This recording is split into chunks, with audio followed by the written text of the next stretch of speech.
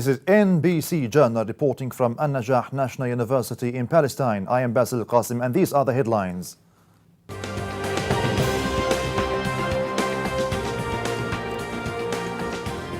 A US delegation is visiting Ramallah.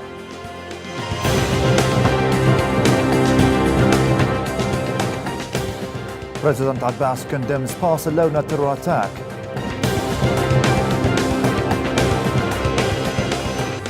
Fatah says convening National Council a strategic Palestinian interest. And Israeli occupation forces arrest 5 Palestinians in the West Bank.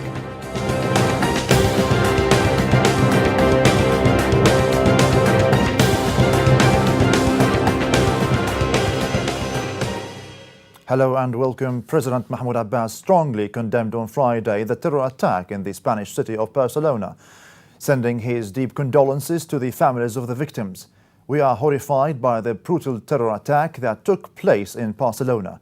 Palestine condemns this heinous terrorist attack. We send our deep condolences to the families of the victims and with a speedy recovery to those who were wounded, he said. Barcelona is a city very close to the hearts of the Palestinian people.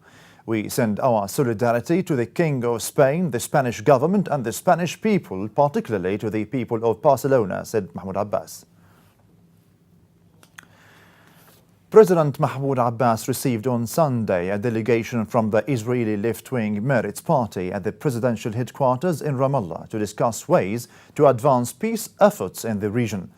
The delegation, chaired by Zehava Galon, confirmed to Abbas the need to end the Israeli occupation and establish an independent state of Palestine based on the 1967 borders. Palestinian Authority President Mahmoud Abbas reiterated threats against the Hamas movement, the de facto ruling party in the besieged Gaza Strip, on Tuesday, threatening further repressive measures should Hamas not unconditionally abide by the PA's demands to resolve the decade-long intra-Palestinian conflict. Numerous attempts have been made in the past to reconcile Hamas and Fatah since they came into violent conflict in 2007, shortly after Hamas' 2006 victory in general elections held in the Gaza Strip. However, Palestinian leadership has repeatedly failed to follow through on promises of reconciliations, as both movements have frequently blamed each other for numerous political failures. Fatah movement said on Saturday that convening the National Council is a national necessity, a strategic Palestinian interest and protection for the Palestine Liberation Organization, the sole legitimate representative of the Palestinian people. Osama Kawasmi, Fatah spokesman and member of its Revolutionary Council, said in a press statement that the call for convening the National Council comes during sensitive, important and critical circumstances, especially in light of the Israeli assault on the Palestinians as a whole, their leadership and the PLO, and its attempt to liquidate the Palestinian cause through the creation of an alternative leadership. On the ground, a number of Palestinians were injured on Saturday after they were shot by Israeli occupation forces during a raid of the city of Jenin in the north of the West Bank and its refugee camp, said witnesses. Clashes broke out in the refugee camp following the Israeli army raid, during which soldiers opened fire at the residents, resulting in 3 injuries. They were taken to Jenin Hospital for treatment. The soldiers raided several homes in the city and camp and detained 3 Palestinians, while 2 were given summons to appear before the Israeli intelligence at Salem military camp west of Jenin. Israeli occupation forces arrested on Sunday at least 5 Palestinians during raids across the occupied West Bank, according to the Palestinian Prisoners Society (PPS). The Israeli army arrested 3 Palestinians in Ramallah area and 2 others from the districts of Tulkarim and Qalqilia. Earlier on the day, Israeli police arrested 10 Palestinians from occupied East Jerusalem neighborhoods. Local sources said that dozens of Palestinians on Friday suffocated by tear gas as Israeli forces violently suppressed the weekly march in the village of Belain in the West Bank district of Ramallah. Israeli soldiers attacked the march, which was organized by the Popular Committee Against the Separation Wall, firing tear gas canisters and stun grenades toward demonstrators, including foreign activists, causing dozens to suffocate due to tear gas inhalation. Bil'ain residents have been protesting every Friday against Israel's confiscation of Palestinian land for over 11 years now and have often been met with tear gas, rubber-coated steel bullets and stun grenades from Israeli forces. Hundreds of Israeli settlers enter the Salfit area town of Kif al-Haris in the central occupied West Bank overnight before dawn on Monday, where they performed religious rituals at a holy site in the town as soldiers restricted movement of locals and detained at least one person.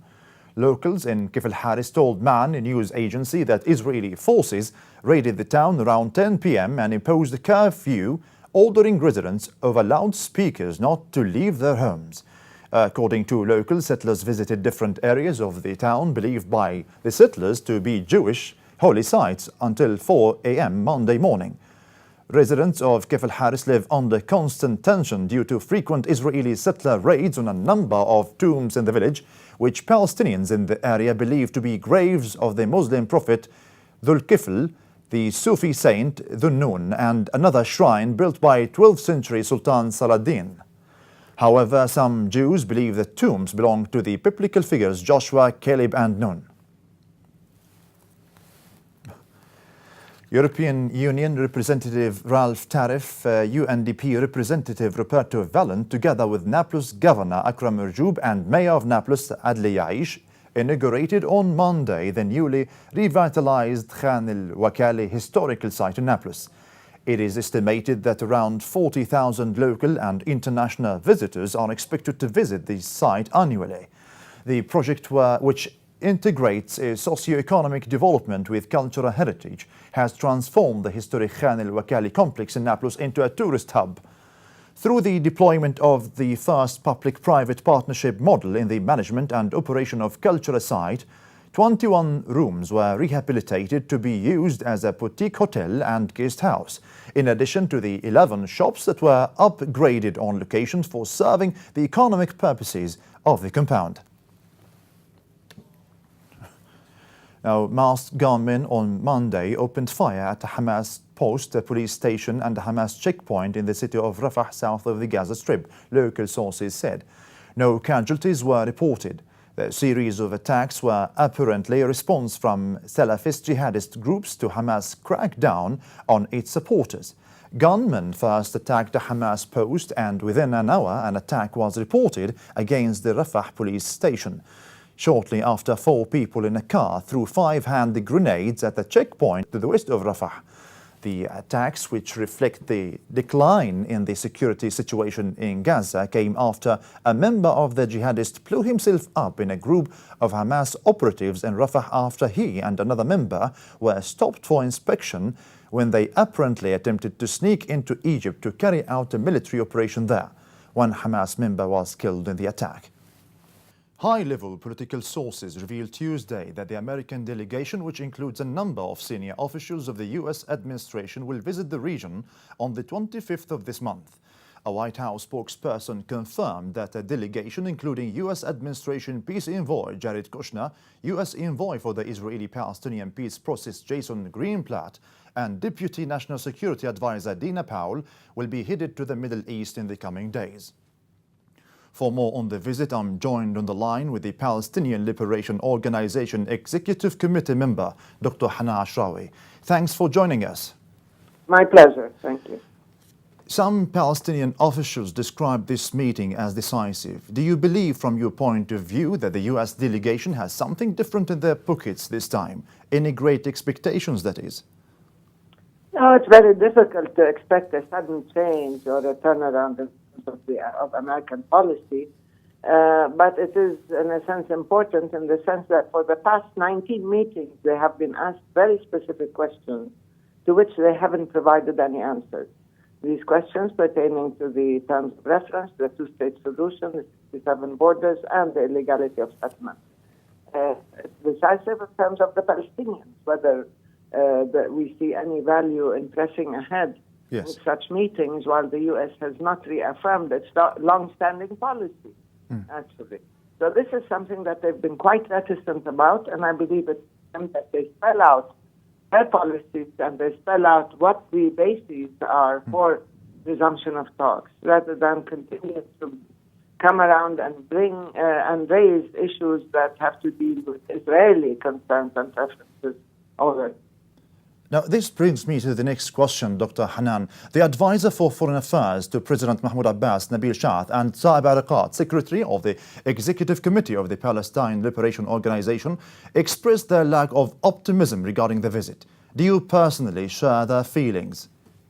Yes, certainly I do. It's not a question of optimism, it's a question of a realistic reading of all the conditions, the record of the peace envoys, the statements of the current administration, and of course the very close relationship with Israel, and the fact that so far they haven't spelled out any kind of clear policy that is consistent with the requirements of peace.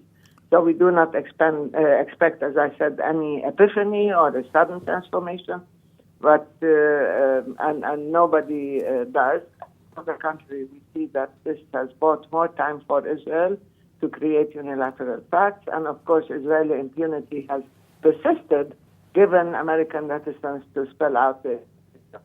You said they have a very close relationship with Israel, the American administration, that is. Now, in an article published in Foreign Policy on August 15th, Daniel Shapiro, the U.S. ambassador to Israel during the Obama administration, wrote, I quote, "It has become clear in recent days that whatever faint hopes there were of a breakthrough are beyond reach for now," end of quote. He pointed a finger at three critical players, Benjamin Netanyahu, President Trump, and President Abbas. Now, do you believe that Mr. Abbas is less flexible now, as he claims? Do you really believe that this very fact is the reason why a political breakthrough is unlikely? No, I think that it's very convenient for Dan Shapiro and his ilk to try to allocate equal blame. We know very clearly that Israel as an occupying power is the major culprit in this case, because it has totally rejected the implementation of international law or signed agreements. It has acted unilaterally outside the law. It has actually defied the will of the international community and therefore has brought about this crisis. The American bias in favor of Israel is very clear, and this has, in a sense, served to embolden Israel and to encourage Israel and to maintain Israeli. It's easy to blame the victim always. It's easy to say, if you want to allocate equal blame, to say that the victim is equally guilty. It's not true. President Abbas has been extremely cooperative. He has given them one chance after the other. It is unfortunate that, given the current conditions, that we do not have clear partners on the other side, and we do not have an even peace broker with the Americans. Dan Shapiro, of course, has, since he stopped being an American ambassador, he has joined Israeli think tanks and has, in many ways, been very active presenting the Israeli point of view. Yes. Bear with me with this last question, Dr. Hanan. If nothing at all came out of these meetings, would there be other plans on the part of the Palestinian leadership to move forward with the peace process? Yes. Certainly, the Palestinian leadership would not be any leadership if it doesn't have alternative plans. We still are insistent on going the multilateral path. We still believe that international law is the basis, that the international community has the mechanisms and the institutions and organizations to curb Israeli violations and to hold Israel accountable. Whether it is the General Assembly or the Security Council or the different organizations that have within their mandate protection of Palestinian rights, or even systems of accountability like the International Criminal Court, or systems like the high contracting parties of the Fourth Geneva Convention. These are all available, and we will use them to hold Israel to account and to provide Palestine with protection. And we also will pursue certain political developments within the body of the international community. Yes. Pertaining to recognition of Israel, pertaining to accountability for Israel, and of course upgrading the recognition of the State of Palestine to a full membership. Dr. Hanan Ashrawi, thank you for being with us and thank you for your time.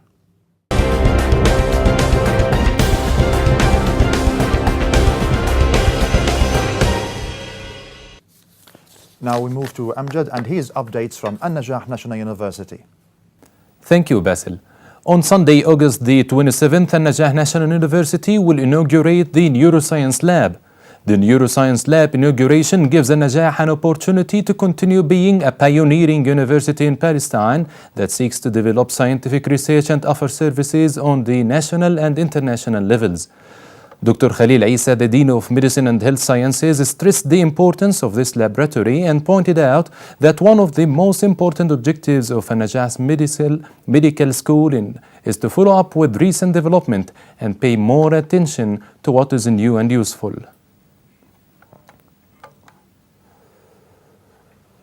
The Public Relations Department's the second Zajil Youth Exchange Program has drawn to a close, with 23 international volunteers traveling from several countries around the world, such as Canada, Spain, the UK, Switzerland, and Germany. The 2-week summer camp has been a resounding success. The international volunteers came from a variety of backgrounds.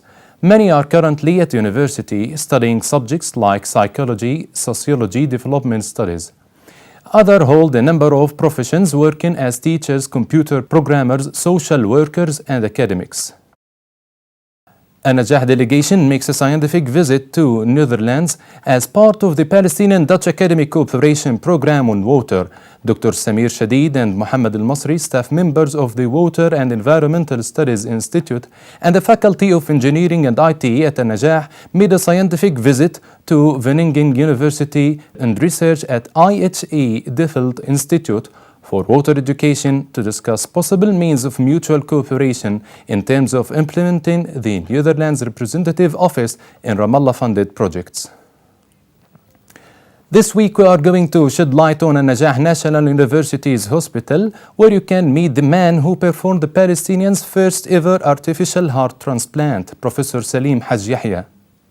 We asked about the hospital's vision and he said, So the University Teaching Hospital is the first of its kind in Palestine, and we are very, very proud to have a University Teaching Hospital which combines a Faculty of Medicine and Health Sciences, one of the largest in the Middle East, with 4,000 students, and at the same time a University Teaching Hospital which provides the state-of-the-art medical care and medical education, led by Professor Rami Hamdallah, at that time the university president, and the Zakat and Waqf endowment.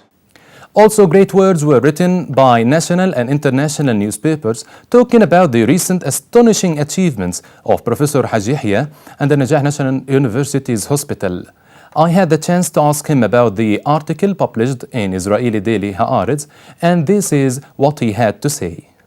It's a very important article that has been written because the idea is to send a message, and the message has been very clear. The message is that yes, we as a nation, yes we can, despite everything, despite the occupation, despite the oppression, despite the economic situation, despite having certain degree of our people are refugees, despite political pressure that we have and we face. Yes, we can. Despite you, the Israelis, yes, we can deliver and we can build our institutions without any excuses. And the best example that this institution is a very good example of that. There was a very good message also that we have the capacity to build institution on a Western style in terms of quality of care, scientific standards. These are standards that are accepted in not all of them in even Israeli hospitals. It changed the way that the Israeli looks at other nations in an arrogant way, and that's one of the reasons that I sarcastically said that yes, according to passports, we are very Israeli, I am very Israeli, but it was an ironic statement in the sense that we don't share them. The arrogancy, the rudeness, the oppression, the racism, and also that they lost the capacity to see other people. So these institutions that we built, an institution like ours, is an institution to reshape the next generations of medical professionals on the real values, unlike the Israeli societies, which are reshaping the next generation on occupation. And that's what an 18-year-old boy, when he finishes high school, goes to serve the army, while we have our boys come to study and become good doctors with great values. And that's something that we should be very proud of and we should emphasize. And back to you, Basil. Thank you, Amjad, and a very interesting interview with Professor Salim Al-Hajj Yahya. And now we move to Lina with the miscellaneous news from around the world. Thank you, Basil.